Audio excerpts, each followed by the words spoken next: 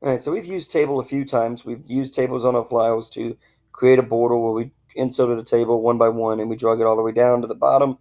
We've inserted a business header using a table. And again, it's a one by one. Now we're going to insert a table and we're going to finally make it larger than a one by one. We're going to choose a 4 by 3 table.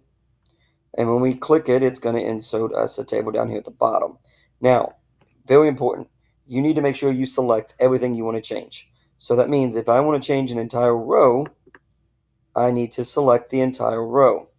If I want to change a column, I need to select the entire column. If I just want to change a cell, I'm just going to change the cell by clicking here inside the cell. Now, so in the top of every cell, you're going to notice this little dropout box that will allow you to choose what cells lines you want to do. If you only have one cell, these or any of these here are going to take and select all the borders of the cell. If you have all these cells, this 4 by 3 table selected, then you come up here and you choose this one, only the inside is. Likewise, if you do the right hand side, only the right hand part of this is going to be selected. So make sure you know what you want to change when you're going to go do this. I'm going to change every single line. So I'm going to choose this option. And if I change these options, you're going to notice my toolbar up here has changed.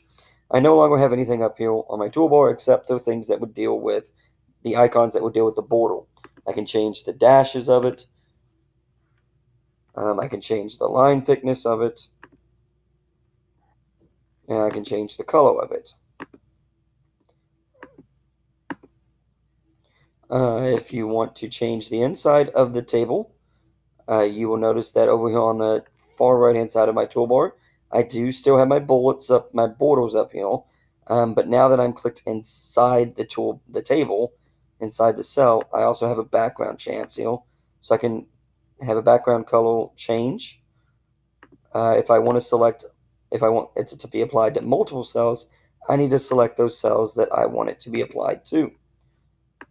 And again, likewise, if you select them all, it will change them all. If I want to merge two cells together, I'm going to do what's called a snake bite. I take my two fingers on the same hand and I click, and that's going to give me a drop down. I am on a Chromebook, so that's my mouse pad. If I'm on a mouse, then I'm just going to simply right click. So again, if I want to change this here and I want to merge, you're going to notice that it's not here. That's because I cannot merge a 1 by 1 cell. I have to choose multiple cells to merge. And now I have the option to merge cells.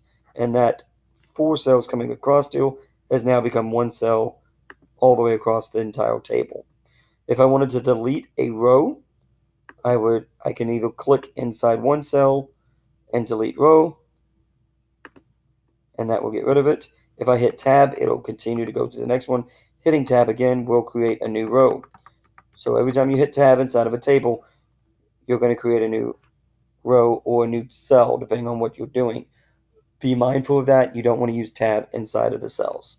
If I want to delete a column, I can do that. I can select them all, or I can just click inside, two finger snake bite, or right click, in other words, and I can delete the column. Now I went from a 4 by 3. Well, in this case, I'm now at a 4 by 5, but now I'm at a 3 by 5. And again, I can get rid of multiple cells at a time, or I can add multiple cells. Since I have 2 rows selected, I can insert 2 rows below or 2 rows above. Since I have 3 columns selected, I can insert 3 columns left or insert 3 columns to the right. Again, as you do that, though, you're going to notice that the 3 columns that got inserted does not apply to the merged cell. So you would then have to remerge your cells. And then if you just saw right there, and if it's all merged, I can now unmerge the cells to keep them here. So again, kind of depending on what you want to do, biggest point of cells is to make sure that what you want to change, you have actually selected them. If not, you're not going to be able to change anything.